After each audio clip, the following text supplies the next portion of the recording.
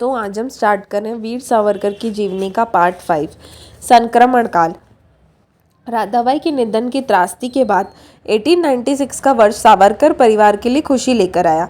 बाबा राव जब 17 वर्ष के हुए तो उनका विवाह त्र्यंबकेश्वर के नानाराव फड़के की भतीजी यशोदा से तय हुआ। वह विनायक से 2 वर्ष छोटी थी, इस कारण दोनों में आजीवन प्रमाण मैत्री बनी रही। अपने संस्मरणों में उन्होंने अपने देवर विनायक से पहली मुलाकात का विवरण दिया है। अपनी होने वाली भाभी के संदर्भ में कौतूहल दबा न पाने के कारण एक दिन विनायक अपने छोटे भाई बल के साथ यशोदा के काका नानाराव फड़के के घर जा पहुंचे। यशोदा उस समय विवाह पूर्व के अनुष्ठानों में व्यस्त थी। इसके अलावा वह नेत्र शोण आँख आना से भी पीड़ित थी। उसी दौरान उनके दरवाजे पर पहुंचे 13 वर्षीय विनायक ने आत्मविश्वास भरे स्वर में पूछा, क्या यह फड़के निवास से हमारी भाभी कहाँ है? वहां मौजूद स्त्रियों ने मुस्कुराते हुए पूछा कि वह कौन है और किसकी भाभी के बारे में पूछ रहे हैं। इस पर विनायक के बातूनी स्वभाव और हाजिर जवाबी ने सबका मन जीत लिया। यशोदा की माता मथुरा ताई याद किया है कि वह विनायक के स्नेहिल, आकर्षक और कृशकाय व्यक्तित्व को निहारते नहीं थक रही थी। त्र्यंबकेश्वर में संपन्न विवाह के बाद जब विदाई का समय आया तो यशोदा पिता का घर छोड़ के जाने के विचार से रोने लगी। उनकी मां ने उन्हें चुप कराने का भरसक प्रयास किया, परंतु उन्हें लगातार रोता देख विनायक आगे बढ़े और उन्होंने यशोदा की मां को यकीन दिलाया कि वह उनके नेत्र योग्य उपचार का उचित इंतजाम करेंगे। विनायक के बोलेपन पर यशोदा सहित सभी जोर से हंस पड़े। उस रात त्र्यंबकेश्वर से नासिक की बैलगाड़ी की यात्रा के दौरान जहां एक और यशोदा नींद से जूझती रही, वही रास्ते भर विनायक यशोदा को क्षेत्र के प्राकृतिक सौंदर्य का विवरण सुनाते रहे। अपने वादे के मुताबिक विनायक ने यशोदा के नेत्र शोण का उपचार कराया और वह ठीक हो गई। लंबे समय से सावरकर निवास में किसी स्त्री की कमी थी जो यशोदा के आने से पूरी हुई और वह अपने दोनों देवरों के लिए मां सरीखी साबित हुई।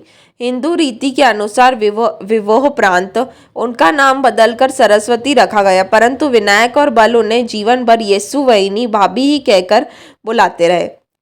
विनायक को जिस स्नेहिल विश्वास पात्र की जरूरत थी वह उन्हें मिल गई थी। विनायक ने अपनी भाभी को लिखना पढ़ना सिखाया और वे अपनी कविताएं आलेख उन्हें पढ़ने को देते। वही यसु ने विनायक को अपने विशाल खजाने में से मराठी के कई गीत सिखाए, जिनमें देवी माँ को प्रेषित मराठी के गजगौरी गीत प्रमुख थे।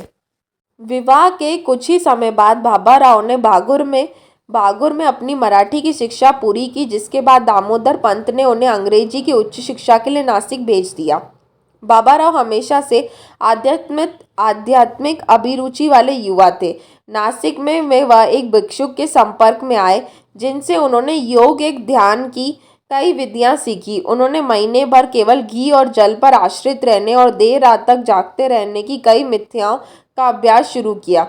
ऐसा कहा जाता है कि वो प्रतिदिन 14 से 15 घंटे यौगिक क्रियाओं के अभ्यास में गुजारते थे। अपने छोटे भाई विनायक के विपरीत बाबा राव पर देश की राजनीतिक उथल पुथल का कोई असर नहीं था और उन्हें उसकी चिंता तक नहीं थी। कई वर्षों बाद जब वह अपने छोटे भाई से प्रेरणा लेकर राजनीतिक अखाड़े में कूदे तो पहले राजनीतिक मामलों से दूर रहने वाले व्यक्ति के लिए यह परिवर्तन अमूल्य तूल था। उसी दौरान बॉम्बे प्रेसिडेंसी के विभिन्न क्षेत्रों में सांप्रदायिक दंगे भड़क उठे थे। गणपति उत्सव और उसके जुलूस अक्सर मुस्लिम क्रोध का शिकार बनते और झड़पें होती। इस संदर्भ में मुस्लिम समुदाय के लोग अपने धार्मिक ग्रंथों का हवाला देते हैं, जिनमें शांतिप्रिय तरीके से प्रार्थना करने को कहा गया है, जिसकी शांति हिंदू जुलूसों के संगीत से भंग होती थी। दंगा किस समुदाय के कारण फैला है, इसका पता लगाना पहले मुर्गी आई या अंडा आया वाली समस्या बन चुका था। 6 फरवरी 1894 को नासिक जिले के येगुला नामक छोटे से बुनकर केंद्र में स्थानीय मस्जिद में शुकर का कटा सिर फेंके जाने से दंगा भड़क उठा। इसकी सूचना मिलने पर मामलतदार मस्जिद पहुंचा और उसने पाया कि बीच में से कटे हुए एक सुअर के 2 हिस्से मस्जिद और उसके पास गिरे थे। उन्हें एकत्रित भीड़ से प्रार्थना की कि वह प्रतिहिंसा का प्रयास न करे, परंतु जल्दी खबर आई कि मुसलमानों ने एक हिंदू मंदिर में गाय को काट डाला। इसके बाद दंगा फिर भड़क उठा और मदद के लिए सेना बुलाई गई। उसी रोज बाद में मामलतदार को सूचना मिली कि हिंदू समुदाय के लोग जामा मस्जिद को फूंक देने की योजना बना रहे हैं। अभी पुलिस सुरक्षा पर कार्य चल ही रहा था कि सूचना मिली कि मुसलमानों ने मुरलीधर मंदिर को आग के हवाले कर दिया है। कई अन्य क्षेत्रों में अनेक मस्जिदों और मंदिरों को भी नुकसान पहुंचा या वे जला दिए गए। उन दंगों में से 4 लोग भी मारे गए थे। सरकारी अधिकारियों ने गौ रक्षा अभियान में आई तेजी को हिंसा के लिए जिम्मेवार ठहराया। यह अभियान हिंदू सुधारक स्वामी दयानंद सरस्वती के आर्य समाज के बुनियादी सिद्धांतों में से एक था। गौरक्षा समितियां पंजाब में 1882 से सक्रिय थी। बम्बई में गौशालाओं और गौ संरक्षण गृह के साधारण निर्माण लक्ष्यों के साथ 1887 से सिंहधारी मवेशी संरक्षण समितियां अस्तित्व में आ गई थी। 1890 के दशक में गौ रक्षा समितियों ने दक्खन के अहमदनगर, बेलगाम, धारवाड़, पूना, सतारा, नासिक और येवला में भी जोर पकड़ लिया था। दंगों का एक अन्य कारण मस्जिदों के सामने हिंदू जुलूसों के गीत संगीत को भी ठहराया गया। चूँकि इस्लाम में संगीत की मनाही है, इसलिए मुस्लिम मौलवियों को उनकी इबादत के स्थान के सामने से जा रहे जुलूसों में गूंजने वाले संगीत नागवार गुजरता था। जबकि हिंदुओं का तर्क था कि वह जुलूस के लिए आम रास्ते का उपयोग करते हैं, जहां उन पर कोई रोक नहीं है।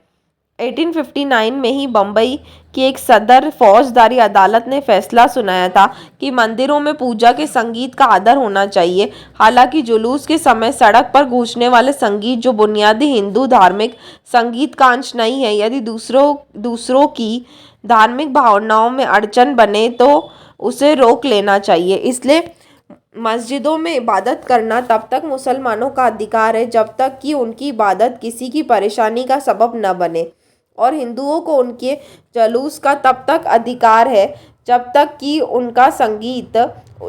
उसका संगीत किसी अन्य के लिए परेशानी पैदा न करे। परंतु यदि वह किसी को तंग करता है तो न्यायाधीशों का मानना है कि उस पर पाबंदी लगाई जाए। तिलक के केसरी में बम्बई प्रेसिडेंसी में सब और भड़के दंगे और गौ हत्या के मामले में सरकार पर मुस्लिम संवेदनाओं के तुष्टीकरण का आरोप लगाया। जुलूस के संगीत का मामला उनके लिए भी तकलीफदेह था, जिसका जवाब उन्होंने गणपति महोत्सवों को पहले की उपेक्षा और भव्य एवं चमकदार बनाकर दिया। महोत्सवों के दौरान शिवाजी की तरह हिंदुओं को सशस्त्र किए जाने और विदेशी सत्ता को उखाड़ फेंकने के जोरदार नारे गूंजने लगे। इन महोत्सवों को मेला अभियान के तौर पर मनाया जाता। मेले में विशेष वेशभूषाओं में सजे, हाथों में लाठियां लिए, गीत संगीत, परेड और तलवारबाजी का अभ्यास करते युवाओं और विद्यार्थियों के समूह दिखते। प्रत्येक मेला एक विशेष गणपति महोत्सव समारोह से जुड़ा होता और उत्सव के 10 दिन पहले और बाद तक वह शहर और देहात में जाता। इन मौके पर लोग तत्कालीन राजनीतिक घटनाओं के संदर्भ से जुड़े गीत और लोकप्रिय कविताएं सुनाते। इन्हीं गीतों पर मुसलमान समुदाय ने आपत्ति की, जिस कारण सांप्रदायिकता की अनिश्चित स्थिति उठ खड़ी हुई थी।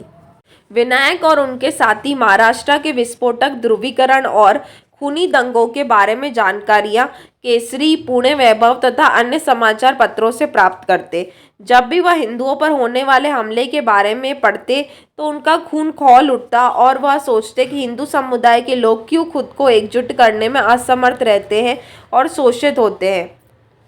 दंगों का जवाब देने के लिए विनायक और उनके मित्रों ने बागुर में वीरान पड़ी एक मस्जिद पर हमला करने की योजना बनाई। दिन ढलने पर अपने नन्हे हथियारों से लैस बालकों की इस टोली ने मस्जिद पर हमला बोला। उसमें कई स्थानों पर तोड़फोड़ की और वहां से भाग निकले। जब इसकी सूचना उनके अन्य मुस्लिम सहपाठियों तक पहुंची तो वे बहुत क्रोधित हुए और दोनों गुटों में भिड़ंत हो गई। विनायक के नेतृत्व में अपने हथियारों से लैस हिंदू टोली प्रतिनिधियों पर भारी पड़ी। इसके बाद युद्ध विराम घोषित हुआ, जिसके बाद दोनों पक्ष राजी हुए कि इस घटना के बारे में अध्यापकों को कुछ नहीं बताया जाएगा। हालांकि कुछ मुस्लिम लड़के गुस्से से भरे हुए थे और उन्होंने बदला लेने के लिए ब्राह्मण बालक को मीट चखाने की कसम खाई थी।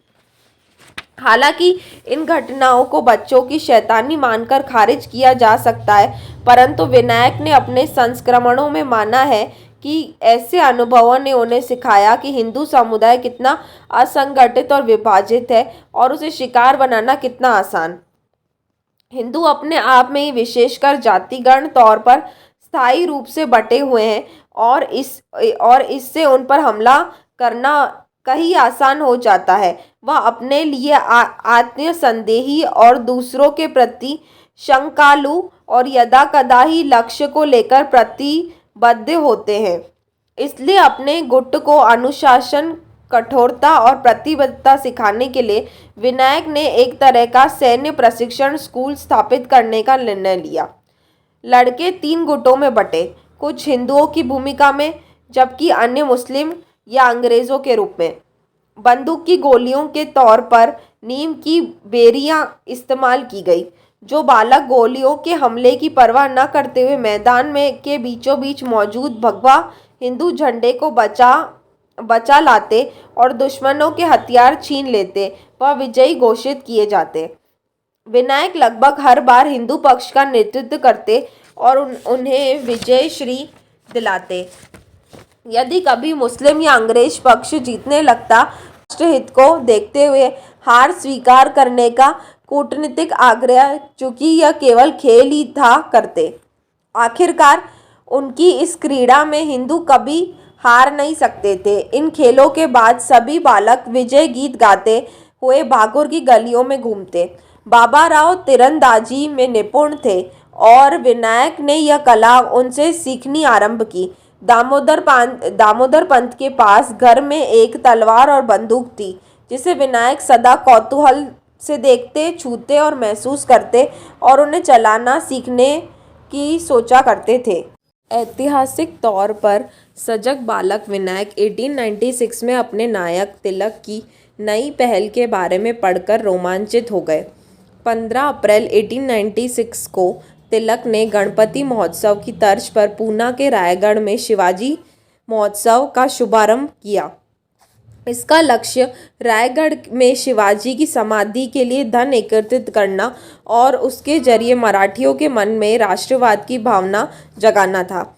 महोत्सव प्रतिवर्ष शिवाजी के राज्याभिषेक की तिथि के अवसर पर आयोजित होता, जो अपने में यादगार मौका था, जिसके बाद भव्य मराठा साम्राज्य की नींव पड़ी थी। शिवाजी और उनके प्राणदायी गुरुदेव रामदास जी के सम्मान में कथा, गीत या पोवादास रचे जाते। खेल प्रतियोगिताएं संपन्न होती, कीर्तन और नाटक तथा मराठी इतिहास पर संभाषण आयोजित होते। अतः 3 मार्च 1896 को केसरी में यथोचित समारोह हेतु तिलक के विस्तृत कार्यक्रम सूचना का प्रकाशन हुआ। यह ऐलान रायगढ़ में 15 अप्रैल को राष्ट्रवादी लक्ष्य को ध्यान में रखकर किया गया था। शिवाजी और रामदास की छवियां समारोह में प्रमुखता से प्रकाशित की जाएगी। 3 दिवसीय आयोजन में संभाषण, प्रवचन, नाटकीय रूपांतरण, ऐद्रितक अथवा विभत्स नहीं, ऐतिहासिक गीत गाथाओं के गान कार्यक्रम में प्रमुख अंश रहेंगे। विदेश में निर्मित वस्तुएं जैसे पेट्रोलियम, मोमबत्तियां, शीशे के बर्तन पर समारोह में कड़ी पाबंदी होगी और केवल गृह निर्मित वस्तुएं लाने की ही मंजूरी होगी। यहाँ तक कि सौंदर्याकर्षण के प्रति त्याग की कीमत पर यह निर्णय लिया गया है। 3 दिनों के दौरान दासबोध और शिव विजय का निरंतर पाठ किया जाएगा। अंतिम दिवस शिवाजी के आदर में तैयार किया गया विशेष गीत गाया जाएगा और इस दौरान उनकी पातिका लहराएगी। गायन के दौरान मंकरी, कार्यकर्ता और स्वयं सेवक खड़े रहेंगे और गीत के अंत में जोर से हर हर महादेव का उद्घोषण करेंगे।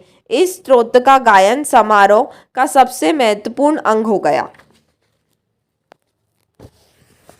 1895 में उनकी मृत्यु होने तक तिलक के वैचारिक विरोधी एवं दीर्घकालीन प्रतिनिधि गोपाल गणेश अगरकर और उनके प्रसाद सीता रामपंत देवगर द्वारा संपादित मराठी समाचार पत्र सुधारक राष्ट्रवादी लक्ष्यों के लिए प्रतीक के रूप में शिवाजी का इस्तेमाल किए जाने का घोर विरोधी था।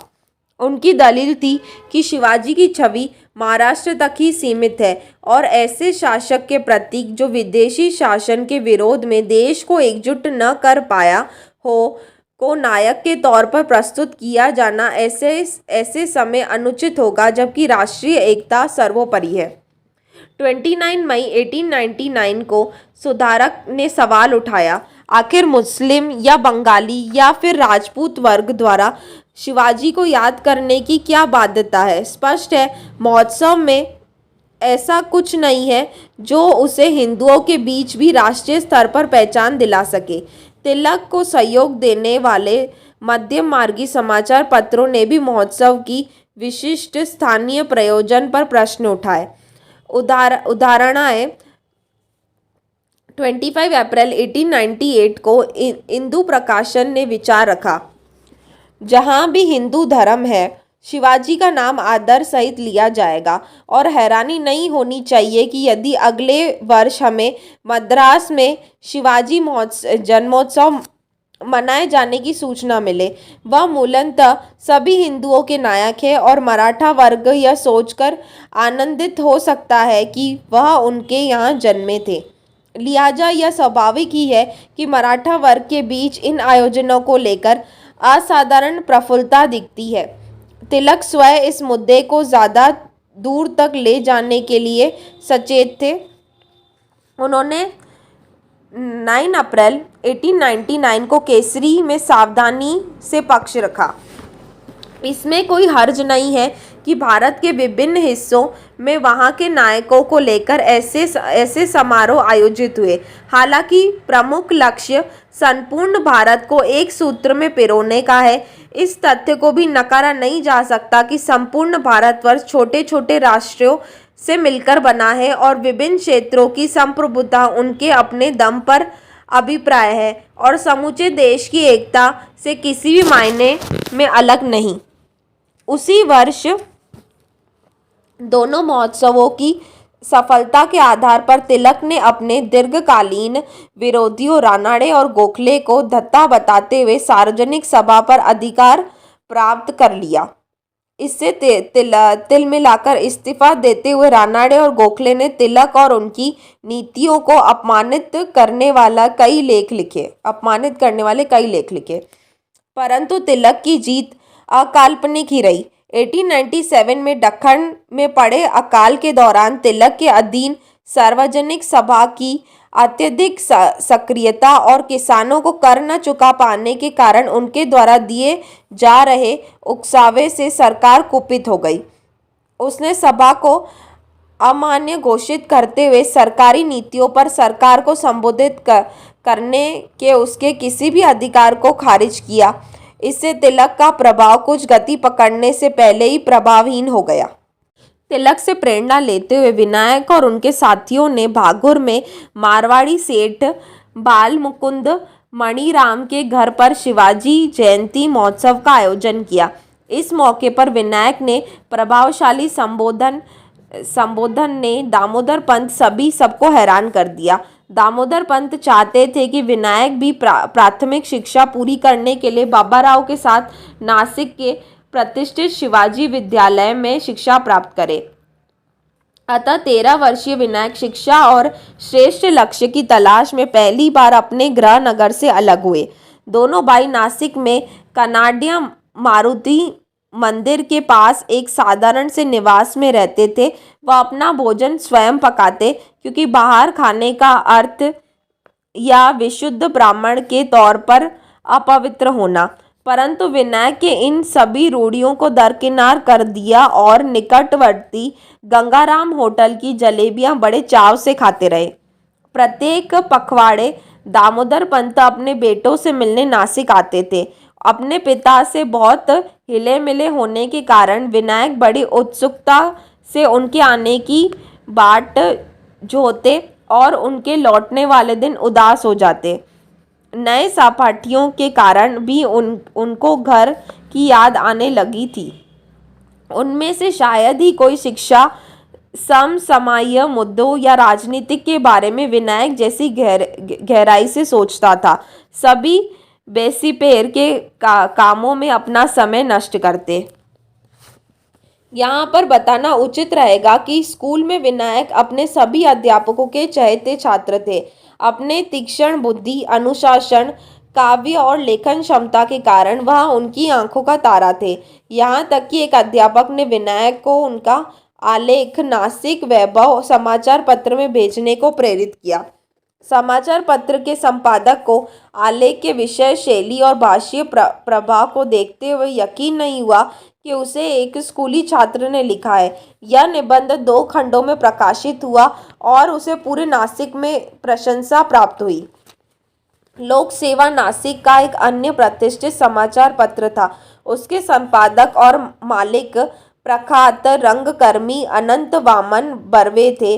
समाचार पत्र तिलक के कार्यों का सच्चा पैरोकार था और गणपति एवं शिवाजी महोत्सवों के संबंध में उनके अनेक देशभक्तिपूर्ण आलेख प्रकाशित करता था। नासिक में गोदावरी के किनारे लगातार आयोजित होने वाले कार्यक्रमों और उत्सवों में बर्वे राष्ट्र प्रेम के बड़े ही मधुर गीत गाते थे। एक ओर जहाँ विनायक के अधिकांश सहपाठी नदी किनारे निरुद्देश घूमते रहते थे, वहीं वह खुद गोदावरी के किनारे होने वाले इन आयोजनों में बिना बुलाए किंतु लगातार जाते थे। यहाँ उन्होंने कुछ जोरदार भाषण और मधुर गीत सुने और उस सबको वह अपने मन में बसाते रहे। उनके अध्यापकों ने विनायक को बर्वे से मिलवाया और इसके बाद उनका भावी आयोजनों में जाना आसान हो गया। बर्वे ने विनायक से नासिक की वार्षिक वाद विवाद प्रतियोगिता में हिस्सा लेने को कहा। हालांकि उस समय तक आवेदन देने की अंतिम तिथि निकल चुकी थी, परंतु बर्वे के कहने पर विनायक की प्रतियोगिता में स्थान मिल गया, जो मात्र 3 दिन के बाद थी। प्रतियोगिता का विषय सभी छात्रों के लिए एक ही था और क्योंकि विनायक ने सबसे अंत में नामांकन भरा था, इसलिए उनको सबसे अंत में ही बोलना था। चूंकि विषय के सभी पक्षों पर पहले बोलने वाले वक्ता बात कर चुके थे, इसलिए जब अंतिम वक्ता मंच पर पहुंचा तो दर्शकों ने उपकर उठना शुरू कर दर्शक गण दिया था। परंतु विनायक के भाषण ने उन्हें शुरू से ही अपनी ओर खींच लिया और वह बैठे रहे। निर्णायकों ने फैसला देने में देर नहीं की और विनायक को एक मत से विजेता चुना गया। हालांकि निर्णायकों को विनायक के भाषण पर कुछ संदेह था। वह इस संदेह में थे कि एक 14 वर्षीय बालक कैसे विषयों पर इतनी गंभीरता सोच और लिख सकता है। इसे स्पष्ट करने की जिम्मेदारी बर्वे और विनायक के अध्यापकों पर आई। उन्होंने बताया कि बालक सचमुच एक अच्छा लेखक और विचारक है। वक्ता के तौर पर वह विनायक का पहला अनुभव था और उन्होंने उसे बिना किसी विशेष प्रयास के जीत लिया। इसके बाद नासिक के लोग असाधारण वाचक क्षमता वाले इस युवा के बारे में बातें करने लगे। अपनी स्वाभाविक प्रतिभा को दर्शाने के लिए विनायक जब संबोधन पर मराठी की विभिन्न किताबें पढ़ने लगे। विषय के विभिन्न पक्षों का निर्माण, उनकी मजबूती और समापन, आवेश का उतार चढ़ाव, देह भाषा, स्वर शैली, भाषा पर पकड़ जैसे जन संबोधन के विभिन्न पक्ष विनायक को बेहद भाने लगे। इन गुणों पर गहरी मेहनत के बाद वह जादुई वक्ता के तौर पर सामने आए, यानी एक ऐसा वक्ता जो विशाल दर्शक दीर्घा को सम्मोहित करने की क्षमता रखता था। अपनी शुरुआती वर्ष में अध्ययन और विचार विनिमय के कारण विनायक उस समय की अनेक धारणा और रीति रिवाजों पर सवाल खड़े करने लगे, जिन्हें आंखें मूंदकर मान लिया जाता। ऐसे मामलों में अक्सर उनकी बाबा राव से बहस भी होती। दुविधा और संशय थे कि ऐसी अग्री से दर्शन शास्त्र और धर्म में उनकी रुचि गहरी हुई। वह धर्म ग्रंथों और वेदांतों की कड़ी समीक्षा करते और अस्तिकता या नास्तिकता में गहरे विश्वास धार्मिक कर्मकांड तथा अंधविश्वास में फंसे लोगों के साथ बहस और विमर्श करते रहते। उधर बाबा राव की आध्यात्मिक यात्रा उन्हें हर तरह के धर्म गुरुओं और संत तक ले जाती, जिनमें से अधिकांश छद्र होते और उनके सीधेपन का लाभ उठाते। एक बार नासिक में बाबा राव विनायक को एक साधु के पास लेके गए, जो पंचवटी में राम धर्मशाला में रुके हुए थे। उन्होंने बताया था कि साधु संत रामदास के अवतार हैं, जिन्हें शिवाजी को मुगलों के खिलाफ अभियान हेतु प्रेरित किया था, और उन्हें विनायक के भविष्य का आभास हुआ है, इसलिए वह उनसे मिलना चाहते हैं। साधु से मिलने पर विनायक ने कहा कि उनकी एकमात्र अभिलाषा सशस्त्र क्रांति द्वारा अंग्रेजी सरकार को उखाड़ फेंकने की है। इस पर साधु ने ताड़ते हुए उन्हें ऐसे अपवित्र विचारों से दूर रहने की सलाह दी और कहा कि वह उनके शिष्य बन जाए और उनकी निष्ठापूर्वक सेवा करे, ताकि उन्हें दिव्यानुभूति हो सके। साधु ने दावा किया कि ईश्वर की इच्छा के बिना कुछ नहीं होता और अंग्रेजी शासन भी भारत और भारतीयों के लिए ईश्वर की इच्छा के ही कारण है। केवल ईश्वर ही बताएंगे कि कब भारत अपनी स्वतंत्रता का स्वप्न देखना आरंभ करे। ऐसे बेतुके बयान से विनायक को गुस्सा आया और साधु से उनकी लंबी बहस शुरू हो गई। उन्होंने तर्क दिया कि चोरों और डकैतों का राज्य ईश्वर की मंशा कैसे हो सकती है, और यदि ऐसा ही है तो उसे उखाड़ फेंकने की कल्पना राक्षसी कैसे हो सकती है। क्या ऐसे राज्य के अंत के प्रयास का उद्रव और क्रिया भी ईश्वरीय मंशा नहीं होगी? आखिरकार बाबा राव को बीच में आना पड़ा और वे अपने क्रुद्र भाई को खींचकर घर ले गए। अतः बचपन से ही विवेकपूर्ण और तार्किक बयान विनायक के व्यक्तित्व की पहचान थे। उन्होंने पवित्र समझे जाने वाले धर्म और आस्था से जुड़े व्यक्तियों पर भी सवाल उठाए। सो हम ये पार्ट यही एंड करते हैं। Thank you for listening.